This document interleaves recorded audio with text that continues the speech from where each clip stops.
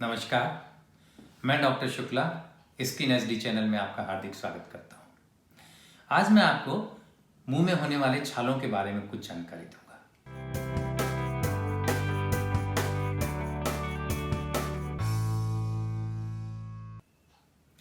छालों को mouth ulcers, canker source या aphthous ulcers भी कहते हैं। ये बहुत ही कॉमन प्रॉब्लम है। लगभग 20% लोगों में कभी न कभी छाले होते हैं। ये ज़्यादातर किशोर अवस्था में शुरू होते हैं और सालों तक बार बार होते रहते हैं। ये फीमेल्स में ज़्यादा होते हैं।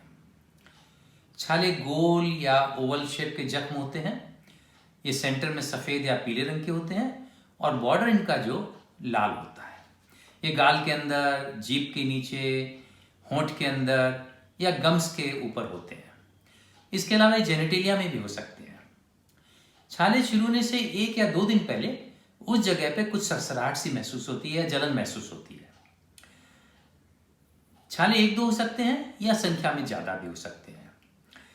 ये करीब आधा सेंटीमीटर साइज के होते हैं और ये 1-2 वीक में करीब ठीक हो जाते हैं, दर्द करते हैं और इनको हम कहते हैं माइनर अल्सर्स। कुछ दूसरे छाले हैं जो 1 सेंटीमीटर साइज तक के हो सकते हैं। ये गोल होते हैं और ये इनको ठीक होने में 1.5-2 महीने का समय लग जाता है और ये ठीक होने के बाद स्कार छोड़ जाते हैं। इनको हम कहते हैं मेजर अल्सर्स। छाले हमेशा दर्द करने वाले होते हैं, इसलिए खाने पीने में दिक्कत होती है। छाले उन लोगों में होने के चांसेस ज़्यादा होते हैं जिनमें फैमिली हिस्ट्री पॉजिटिव होती है और छालों में 40% केसेस में फैमिली हिस्ट्री पॉजिटिव होती है। छाले कुछ बीमारियों के लक्षण के रूप में भी हो सकते हैं, जैसे कि बेसेट्स डिजीज है, पेट की कुछ बीमारियां हैं, सीलिक डिजीज, क्रॉन्स डिजीज या अल्सरेटिव कोलाइटिस। छाले होने का कारण क्या है ये तो हमें अच्छी तरह से मालूम नहीं है, लेकिन ऐसा माना जाता है कि इम्यून सिस्टम की खराबी के कारण से होते हैं। कुछ फैक्टर्स ऐसे हैं जिनसे छाले बन सकते हैं, तो इनको हम कहते हैं ट्रिगरिंग फैक्टर्स। इनमें सबसे कॉमन जो फैक्टर है वो है इमोशनल फैक्टर और दूसरा है दांतों की इंजरी। विटामिन बी की कमी या आयरन डेफिशिएंसी या फोलिक एसिड की कमी भी छाले बना सकती है। कुछ फूड्स ऐसे हैं जैसे कि चॉकलेट्स, उनके खाने से भी छाले बन सकते हैं। टूथपेस्ट में सोडियम लॉरेट सल्फेट होता है झाग लाने के लिए और ये भी नुकसान कर सकता है, इससे भी छाले बन सकते हैं। कुछ दवाइयाँ और वायरल इन्फेक्शन से भी छाले बन सकते हैं।